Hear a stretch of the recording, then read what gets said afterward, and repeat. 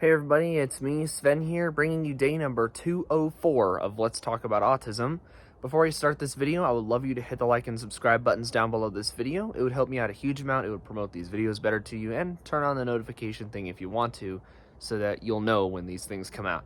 But yeah, in this video I'll be talking about a lie that I know exists because I experienced the negative effects of it when I was a little kid. I was about 6 years old when this happened to me, and this is a thing that pretty much almost nobody talks about.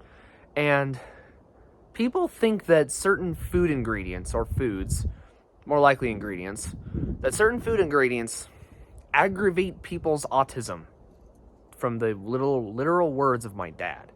My dad thought this, and I found a book in his bookshelf that was written in 2000 about autism, and one of the things I found was about the diet. Now, I didn't read that whole chapter, but I did crack open that book, and I found a whole bunch of stuff that's just wrong. But what this was really confusing to me when I was 6 years old, because I didn't know what the heck was going on. Like, I was lactose intolerant, believe it or not. I mean, that's like unthinkable today, but it was true back then. And the one thing I wasn't allergic to was gluten. Now, there's a lot of things, there's a lot of gluten-free things, and I'm sure there's some health effects that you get from gluten that might not be great, especially if you're older. But for a 6-year-old kid, like, what reason is there to take away gluten unless they're actually allergic to it? But I was able to have it just fine up until kindergarten happened, and then all of a sudden they're like, oh, you actually can't have that. I'm like, huh? I was really confused at the time, and it made absolutely no sense. It was like, I literally asked them, like, literally at the time, I remember well, I was able to have this before, why can't I now? I mean, it probably wasn't exactly those words, but it was that situation. It's like, well, why is this happening? And I wasn't even given a clear reason. Like, they just didn't give me one. Like, I can't even remember what they said to me. But all I know is it was really confusing, and it was really frustrating, because it was like, I could have this before, why not now? And it was really limiting. It felt violating in a lot of ways. Because it was bad enough being lactose intolerant up to the age of 8, but not being able to have gluten on top of that, I mean, just those two things combined are in, like, most things people eat. So it felt so limiting, and it was really frustrating. Like, my brother, it's bad enough the amount of allergies he has, but whatever I was dealing with, I mean, gluten doesn't aggravate people's autism. I'm telling you right now. And it was really confusing to me then, but I understand now that it was a lie that came from Big Pharma. Big Pharma invented that lie. It was a book written in 2000. This happened about 2010. So only about 10 years difference. So it's not huge. And, like, it's a lie. We're talking about the same people that think that the COVID vaccines were effective, or that so-called gender-affirming care works, and that cutting off the healthy breasts of a 12-year-old girl is somehow life-saving and effective and evidence-based. Like, those people that believe that, the people that believe trans and COVID vaccine works, are the people that thought that gluten, and heck, a whole load of other ingredients, probably, aggravates people's autism. I mean, does that even exist? Probably not.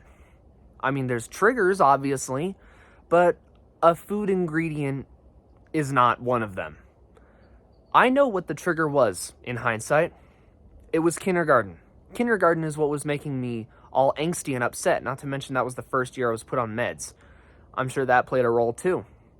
So, my parents had no clue why I was, I guess, all hyperactive, or, I don't know, maybe more upset about things, maybe lashing out. I mean, I don't even know. But they thought my autism was being aggravated by something, and they just looked stuff up in books or online and found this lie that was invented by Big Pharma. I mean, Mom, Dad, I love you. I don't hate you. You guys didn't know. Big Pharma lied to you. Big Pharma does not care about the well-being of kids. They only care about their money and their politics. That doesn't sound like people you should trust. And of course, my dad today knows full well that they're full of crap, but he didn't quite know it then. So I mean, it took until COVID itself for him to learn that Big Pharma lies. And he should have learned that 10 years before that, when taking away gluten from me was going to make me worse and more confused and more anxious, because I didn't know what the heck was going on. I was 6 years old. I wasn't thinking. All I could think about was frickin' Thomas and Friends. So, come on. Gluten does not aggravate people's autism. End of story. It's just not true. It's a lie that was invented by Big Pharma. And, I mean, this video is already a few minutes long, so I'm just going to end it here. But don't believe everything Big Pharma says, obviously. I've been saying that this whole series. And this just pisses me off. Like, this video is definitely going to be more passionate sounding than the others, but it's so frustrating. It makes no sense. And they're doing it for money. They want money, they want power, they want all that stuff. So yeah, that was day 204. I'll see you on day 205.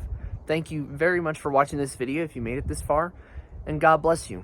We're gonna find those people that lied to my parents and hold them responsible. Goodbye.